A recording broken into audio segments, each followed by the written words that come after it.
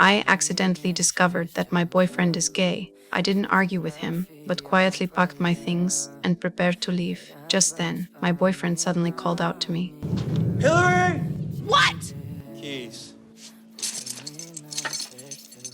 With no job, I had no choice but to start looking for work. At that moment, I came across an advertisement recruiting caregivers. I was instantly drawn in by the generous pay, so I put on a sexy dress and went for the interview. I thought I would easily pass, but when I showed up, everyone looked at me with disdain. I didn't pay it much mind, convinced that I would still get the job. However, reality hit me hard.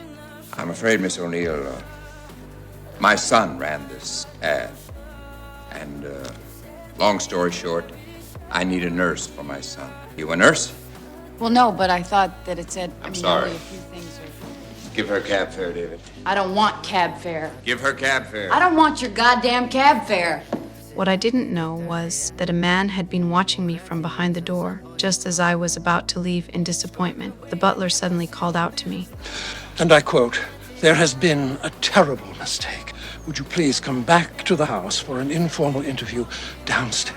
After a brief hesitation, I accepted the invitation. Led by the butler, I arrived at a concealed basement. I cautiously walked inside. A frail man was sitting in the dimly lit room, just as I was about to speak and ask. The door behind me suddenly closed. Despite the unease in my heart, I mustered the courage and walked over. During our conversation, I learned that he had leukemia. Later, I asked him why he had hired me.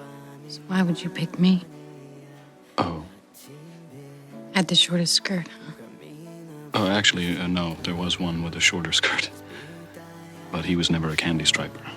Anyway, I had thought it was a simple job, but when I accompanied him to the hospital for tests, the scene before me broke my heart. The hospital corridor was filled with patients suffering from illness, their eyes filled with helplessness and despair. Although the little girl was in pain, her smile remained bright and warm. Soon after, the man finished his chemotherapy, but it was followed by severe side effects. Even though I had mentally prepared myself, seeing him in such agony still shocked me. I could only fumble my way through handling everything, and it wasn't until he fell asleep that I finally breathed a sigh of relief. By chance, I noticed a photo album on the table. On the table, in the past, he was not only a spirited young man, but also had a head of jet black hair. Everything before me suddenly made me realize staying here is a huge mistake.